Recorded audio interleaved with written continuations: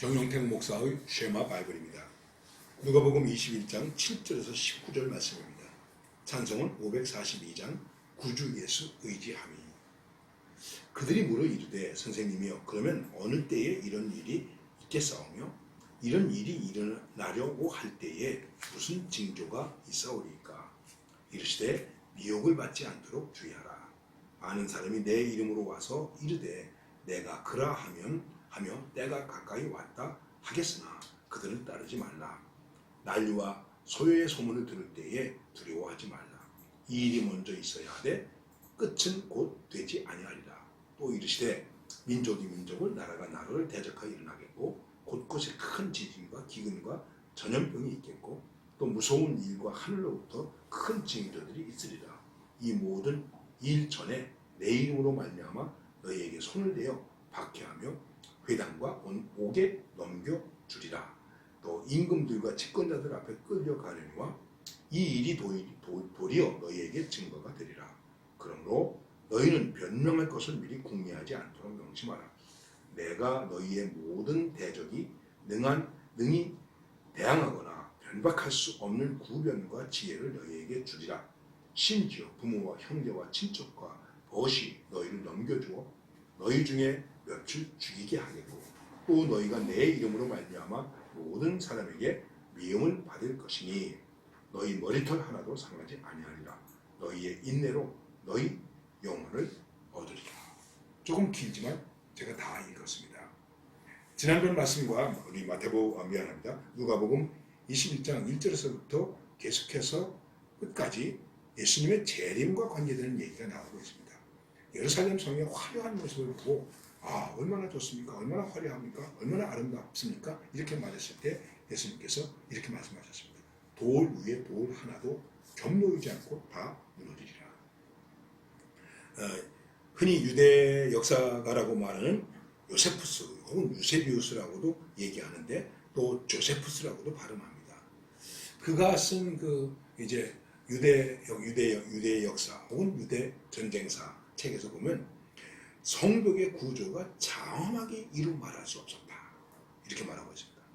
성전 정면의 경관은 보는 사람으로 하여금 감탄을 자아내지 않을 곳이 하나도 없을 만큼 아름답기가 그지 없었다. 이렇게 말하고 있습니다. 그리고 정면이 온통 많은 금으로 덮여 있었다. 햇살이 비칠 때 아침 햇살이 쫙 비치면 정말 찬란하게 황금빛이 빛났다. 그래서 나그네들이 지나가는 사람들이 멀리서 성전을 바라보고 감탄할 수밖에 없었다. 그리고 성전의 지붕은 새들이 와서 앉아서 똥을 싸면 안 되니까 그렇게 하지 못하도록 뾰족뾰족하게 만들어가지고 이 성벽을 아름답게 보존했다는 것입니다. 그런데 날이 이르면 돌 하나도 돌 위에 겸놓이지 않고 이것이 무너뜨리우리다. 과연 어떻게 될까?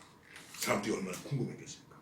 그래서 물어본 것입니다. 선생님, 어느 때에 여러분도 그렇지 않습니까? 이런 일이 있겠고 그리고 무슨 징조가 있겠습니까? 지난번에도 잠깐 말씀드렸습니다. 무슨 징조가 있을까? 어느 때에 이런 일이 있을까? 몇 월 며칠이라가 아니고 어느 때에 있을까 하는 것을 말씀하고 있는데 예수님께서 제일 먼저 말씀하신 것은 뭐냐면 내 이름으로 나타나는 거짓 그리스도, 가짜 그리스도, 적 그리스도들이 있다. 미혹하게 될 것이다. 제일 중요한 것은 이것입니다. 그래서 미혹을 받지 않도록. 요즘 마찬가지죠. 추석군이라든지 여러 가지 며칠 날 온대, 언제 온대, 어디에 온대 이런 미혹받지 마라. 심지어는 재림 예수도 있더라고요. 미혹받지 마라.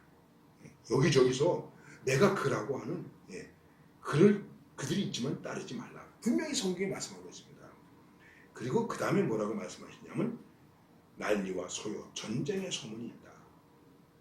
그래도 곧 끝이 있는 것은 아니다. 민족과 민족 가운데 계속해서 전쟁이다. 세계 2차 대전 끝난 다음에 이 세계는 전쟁이 없는 것 같지만 큰 전쟁은 없었지만 전쟁이 그치지 않고 있습니다. 지금도 전쟁이 그치지 않고 계속되고 있습니다. 그리고 자연재해는 뭡니까? 지진, 해일, 기근, 전염병. 자, 우리 경험했죠. 그러니까 와 이제 곧 마지막이 되는 거 아닌가? 뭐 지금도 우리가 자연재해로 얼마나 어려움 당하고 있습니까? 그런데 그 다음에 또 한 가지는 신앙의 박해. 믿는 사람들이 끌려간다.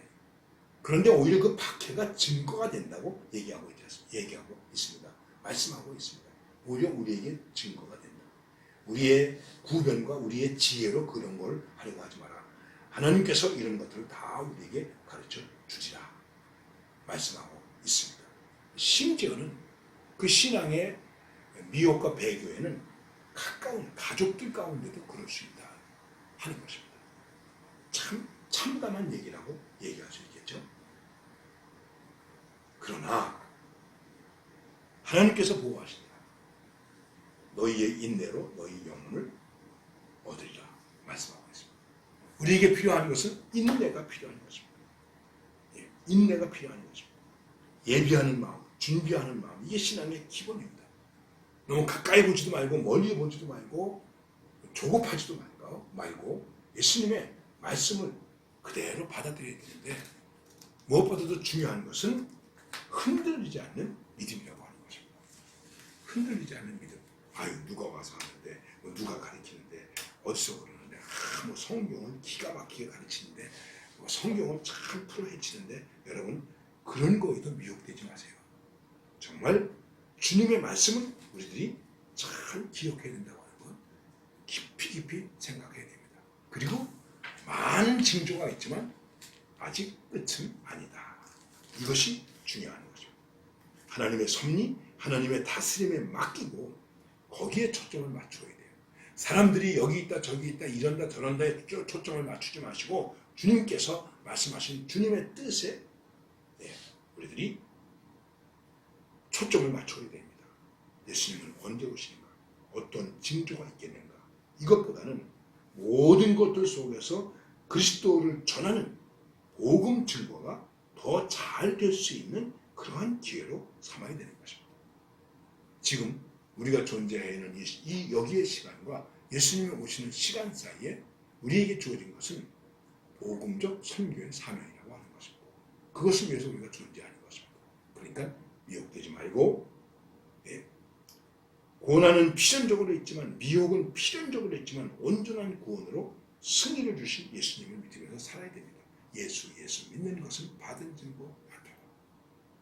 예수 귀한 예수 믿음도 주소서. 이렇게 고백하고 이렇게 찬양하면서 오늘도 승리하시기를 바랍니다.